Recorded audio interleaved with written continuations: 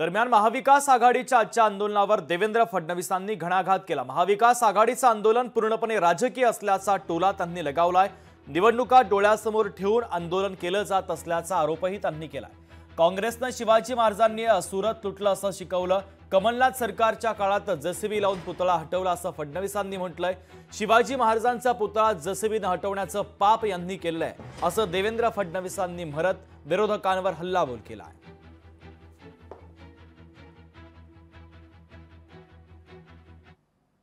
नेहरूजींनी छत्रपती शिवाजी महाराजांच्या बद्दल discovery of India मध्ये जे लिहिलेलं आहे त्या संदर्भात काँग्रेसला माफी मागायला लावणार का? काँग्रेसने ज्या प्रकारे मध्य प्रदेशमध्ये छत्रपती शिवाजी महाराजांचा पुतळा बुलडोजर लावून त्या ठिकाणी तोडला, त्याच्यावर शरद पवार साहेब आणि उद्धव ठाकरे साहेब का मुख गिळून बसले आहेत? कर्नाटकमध्ये ज्या प्रकारे काँग्रेसच्या प्रदेशाध्यक्षांनी छत्रपती शिवाजी महाराजांचा पुतळा हटवला त्याबद्दल ते एक शब्दही का बोलत नाही? पहिले याचं उत्तर दिलं पाहिजे।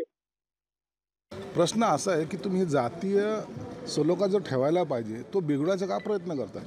मग जर आम्ही असा उलटा प्रश्न विचारला की कर्नाटकमध्ये शिवाजी महाराजांचा पुतळा हटवला, कुठे गेला तुमचा स्वाभिमान?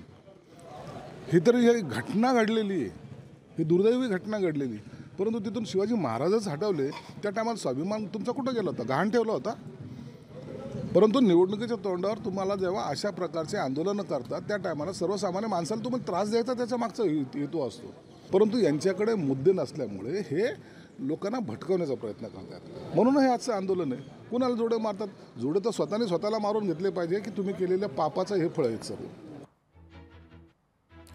दरम्यान या संदर्भात सूरज चव्हाण यांची देखील प्रतिक्रिया आलेली आहे। प्रतिक्रिया आपण पाहूयात। यांना खरंच छत्रपती शिवाजी महाराजांबद्दल इतका आदर कळवळा असता तर हे लोक ज्या वेळेस छत्रपती शिवाजी महाराजांचा पुतळा मध्य प्रदेशमध्ये मध्यरात्री जेसीबी लावून पाडला होता त्यावेळेस हे रस्त्यावर उतरले असते तर खरे शिवप्रेमी म्हणून महाराष्ट्रामध्ये यांची ओळख राहिली असती। निवडणुका डोळ्यासमोर ठेवून मतासाठी राजकारणासाठी छत्रपती शिवाजी महाराजांचा वापर करणाऱ्या या सर्व महाविकास आघाडीच्या नेत्यांना महाराष्ट्रातली जनता थारा देणार नाही। लोकशाही मराठी ऐका, पहा, जागरूक रहा।